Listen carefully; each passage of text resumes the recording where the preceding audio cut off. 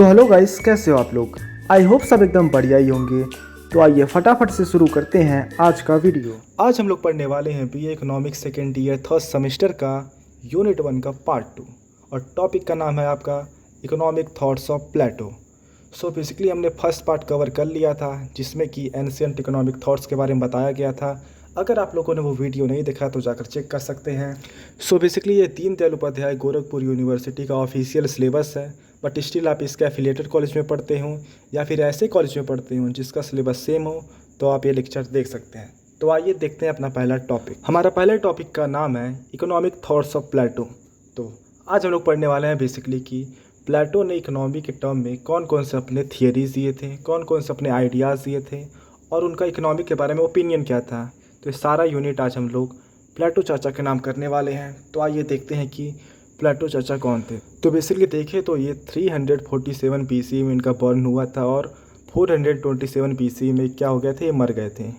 ये Greek philosopher थे जिन्होंने 2 बुक्स लिखा था, most important the Republic and the loss.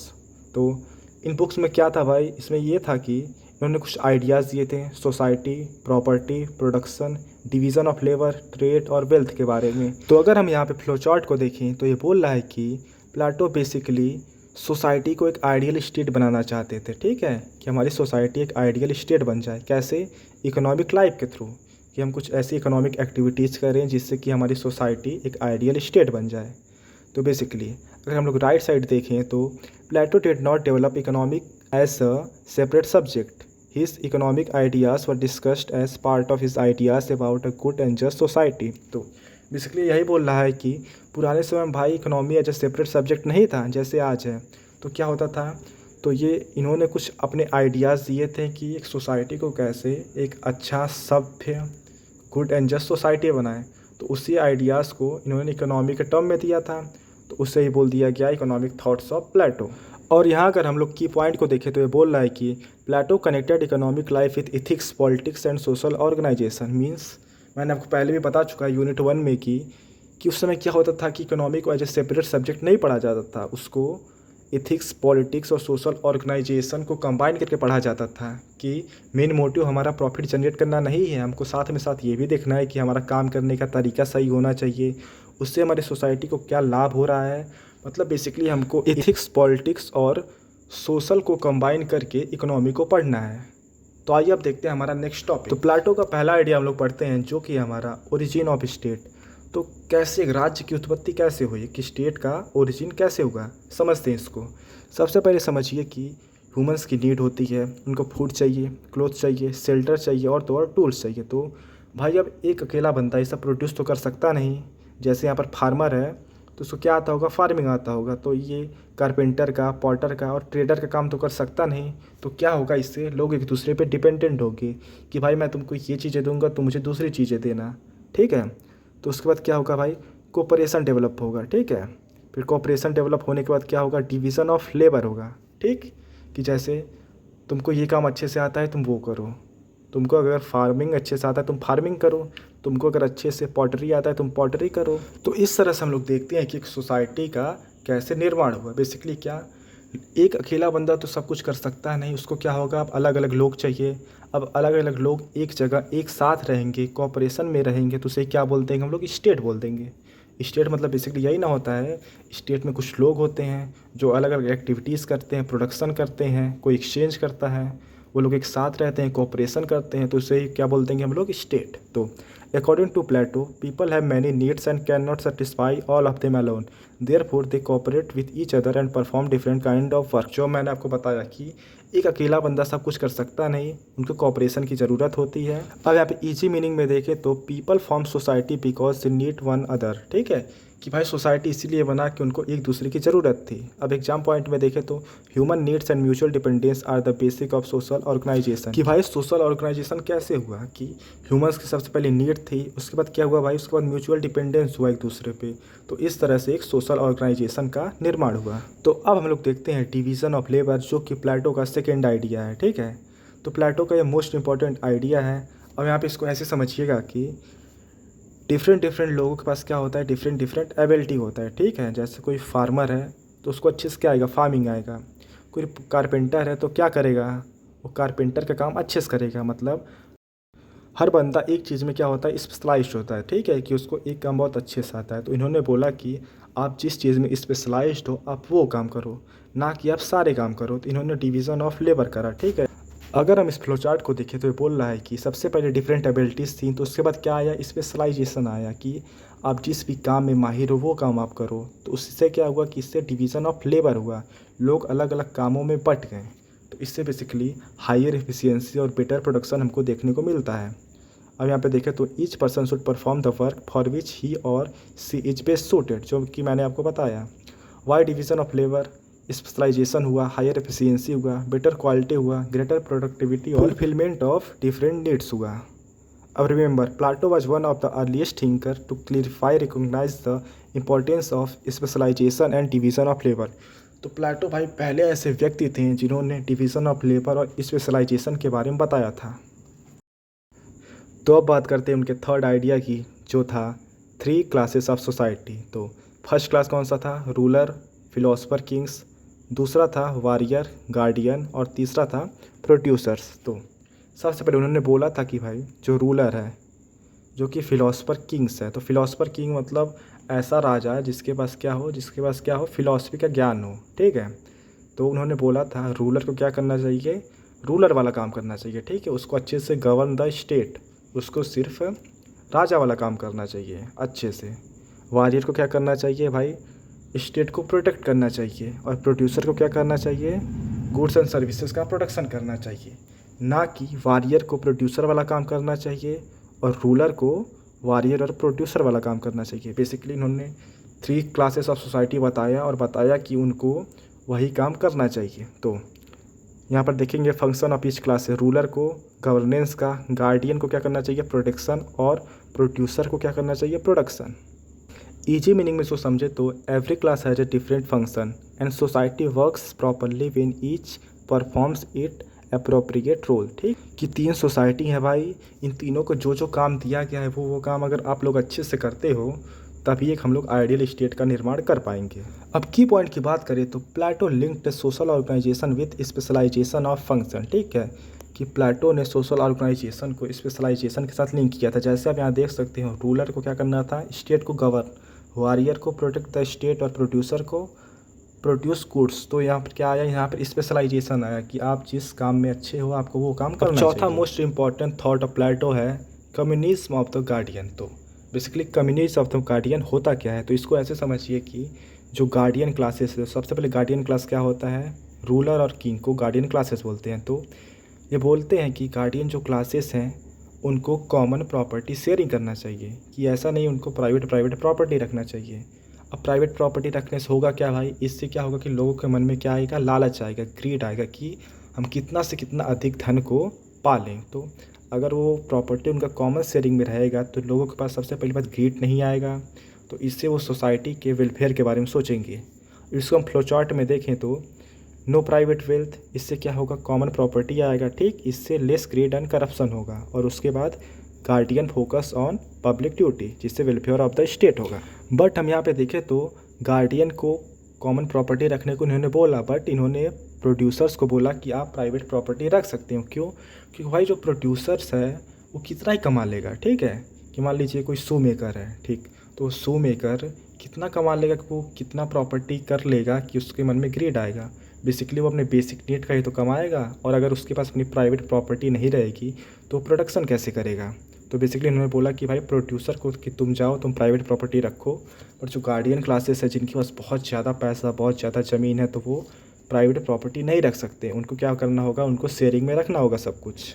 अब देखते हैं हम लोग प्लेटो का 5वां पॉइंट, जो कि वो क्या बोलते हैं कि private property and economic inequality. अब इसको ऐसे समझिए कि कोई बंदा है उसके पास एक्सट्रीम वेल्थ है और वहीं पर कोई और बंदा है उसके पास बहुत ही कम रुपए हैं, तो क्या हुआ भाई, ये एक इनइक्वालिटी हो गया। तो इससे हम एक जो हमने सोचा था, जो सपना देखा था आइडियल स्टेट बनाने का, वो कैसे पूरा हो पाएगा, नहीं हो पाएगा। तो इसको अगर हम फ्लोचार्ट की मदद से समझे तो यहाँ पर देखिएगा एक्सट्रीम वेल्थ है और एक्सट्रीम पॉवर्टी है, ठीक है। तो इससे क्या होगा, लोगों के बीच कॉन्फ्लिक्ट होगा कि जो सबसे अमीर रहेगा और जो सबसे गरीब रहेगा वो एक दूसरे से लड़ते रहेंगे। तो इससे क्या होगा कि सोशल यूनिटी जो होगा वो वीक हो जाएगा, लोगों के बीच एकता नहीं रहेगी। इससे स्टेट रेगुलेशन और ग्रेटर सोशल बैलेंस जो रहेगा हमारा वो पूरी तरह से ख़त्म हो जाएगा। ठीक है, तो इससे हम लोगों ने जो सोचा था कि एक आइडियल सोसाइटी बनाएंगे वो कभी भी पूरा नहीं हो पाएगा। यहाँ पे इजी मीनिंग में देखें तो Plato did not completely reject private property but he opposed extreme economic inequality. तो प्लेटो ने ये नहीं बोला था कि आप प्राइवेट प्रॉपर्टी रख ही नहीं सकते हैं, पर उनका मानना था कि आप हद से ज़्यादा धन नहीं रख सकते। ठीक है, कि इतना पैसा मत रखो जो आपकी बेसिक नेसेसिटीज़ से भी ज़्यादा हो। अगर हम लोग की पॉइंट में देखें तो ये बोल रहा है कि a stable state required social harmony and reasonable economic balance. तो सबसे पहले क्या, लोगों के बीच में एकता होनी चाहिए और इकोनॉमिक बैलेंस होना चाहिए। जैसे कोई ये ना हो कि कोई एकदम अमीर हो, कोई एकदम से गरीब हो। लोगों के बीच में क्या होनी चाहिए, समानता होनी चाहिए, इक्वालिटी होनी चाहिए। तो प्लेटो का 6 इकोनॉमिक आइडियाज़ था, ट्रेड, एक्सचेंज एंड मनी। तो इसमें बेसिकली उन्होंने यही बताया था कि ट्रेड, एक्सचेंज और मनी आखिर में इनका ओरिजिन कैसे हुआ, ये सब टर्म आए, इनकी उत्पत्ति कैसे हुई। तो इसको समझते हैं सबसे पहले कि अलग अलग लोग अलग अलग चीज़ें प्रोड्यूस करते हैं। ठीक है, जैसे कि गेहूँ प्रोड्यूस करता है, ये घड़ा बनाता है, और दूसरा वाला कुछ और प्रोड्यूस करता है। तो अब क्या होगा कि अलग अलग लोग डिफरेंट डिफरेंट कमोडिटी गुड्स को प्रोड्यूस करेंगे, तो अब एक्सचेंज करना पड़ेगा। ठीक है कि नहीं। कि मान लीजिए कोई अगर गेहूँ का फसल बो रहा है, ठीक है, कोई गेहूँ का फसल उगा रहा है, तो अब उसको अगर घड़ा चाहिए तो घड़े वाले के पास जाएगा, तो उससे बोलेगा कि तुम मुझको घड़ा दे दो, मैं तुमको गेहूँ दे दूँगा। तो इससे क्या होगा, इससे एक्सचेंज होगा। ठीक है, उसको वीट देगा, वो उसको पॉट देगा, तो दोनों का एक्सचेंज हुआ।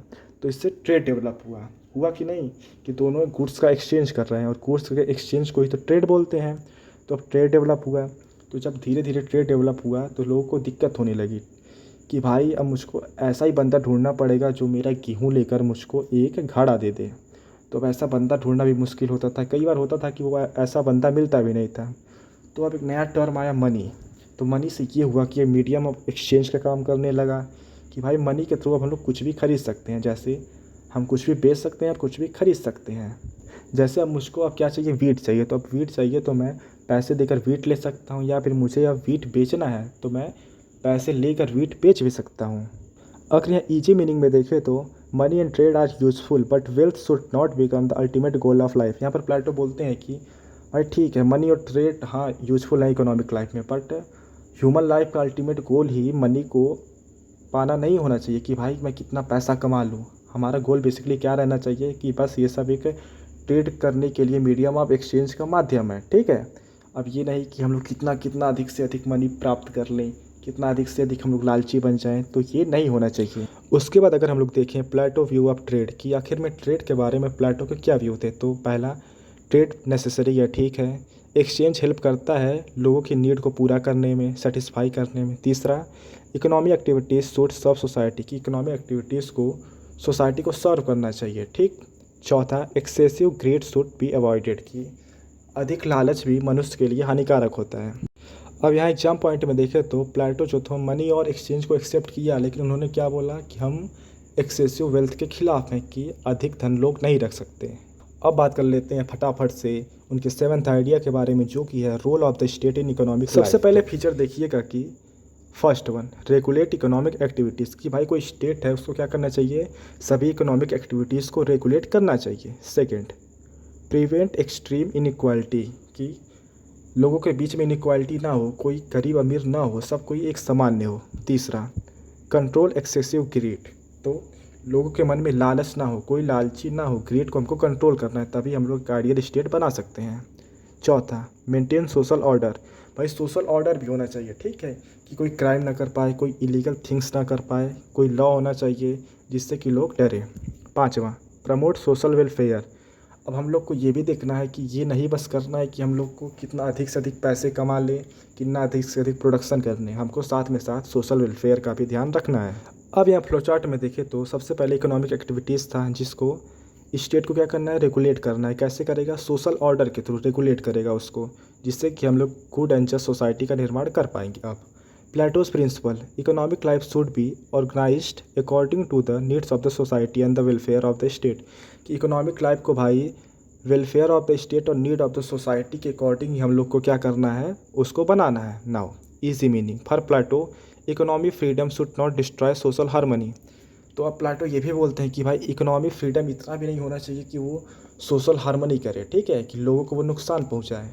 अब आइए देख लेते हैं प्लेटो का कंट्रीब्यूशन और क्रिटिसिज्म कि भाई प्लाटो ने क्या क्या अच्छा काम किया था और किस किस चीज़ों के लिए उनको क्रिटिसिज्म किया गया था। सबसे पहले कंट्रीब्यूशन के बारे में बात करें तो भाई division of labour, specialisation, social organisation, property and common ownership, trade and exchange, money, economic equality, social balance और स्टेट रेगुलेशन। नाउ लिमिटेशन और क्रिटिसिज्म की बात करें तो not a systematic economic theory कि भाई उन्होंने कोई इकोनॉमिक थियरी नहीं दिया था, कोई सिस्टमेटिक थियरी नहीं दिया।